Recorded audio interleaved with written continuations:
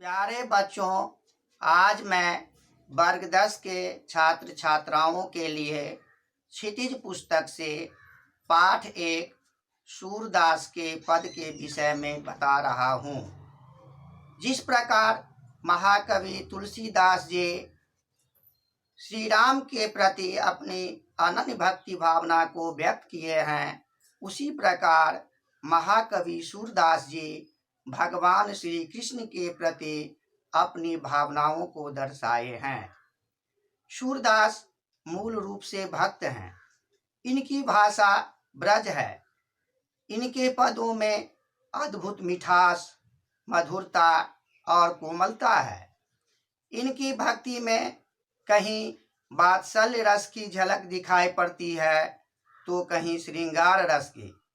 श्रृंगार रस में भी उन्होंने संजोग और वियोग दोनों पक्षों का मनोरम वर्णन किया है।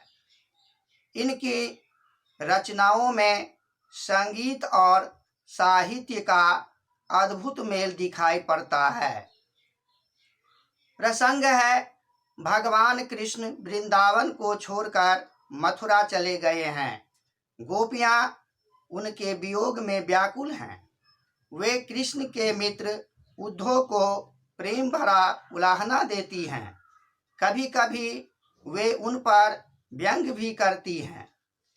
पहले पद में गोपियां उद्धव को व्यंग रूप में कहती हैं कि तुम बड़े सौभाग्यशाली हो जो प्रेम जाल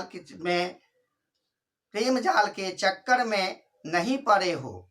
हम सभी गोपियां मूर्खा हैं जो उनके प्रेम में ऐसे लिपट गई हूँ जैसे गुड़ से चींटी लिपट जाती है।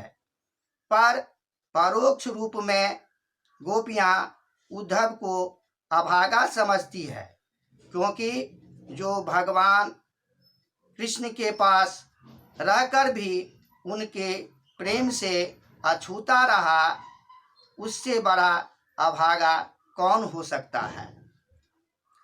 पद है, उधो तुम हो अति बड़भागी।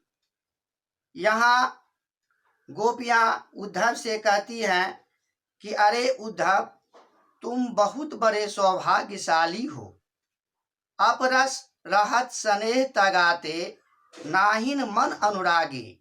तुम भगवान श्री कृष्ण के पास रहकर भी उनके प्रेम से अछूते हो और नाहिन मन अनुरागी। तुम्हारे मन में उनके प्रति कोई अनुराग भी नहीं है, अर्थात प्रेम भी नहीं है, इसलिए तुम बहुत सौभाग्यशाली हो। अब गोपियां उदाहरणों के द्वारा बताती हैं कि पुरैन पात रहत जल भीतर तारस देह न दागी।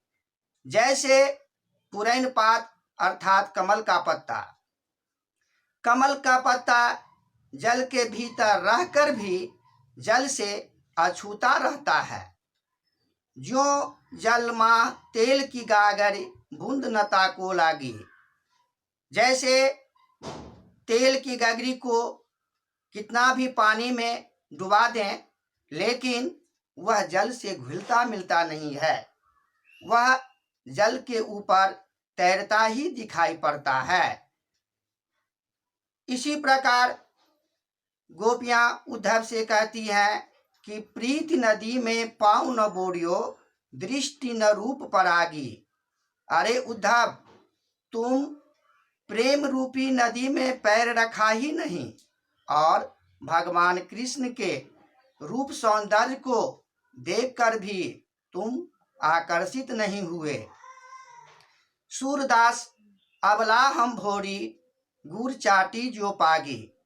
अब सूरदास जी गोपियां के कथन को इस तरह से कहते हैं कि गोपियां कहती है कि एक हम अबला हैं, मूर्खा हैं, भोली भाली हैं, जो भगवान कृष्ण के प्रेम जाल में ऐसे फंस गई हूँ जैसे गुड़ से चींटी लिपट जाती है। इस प्रकार आज 4 पद में से आपको पहले पद के विषय में बताए हैं। धन्यवाद।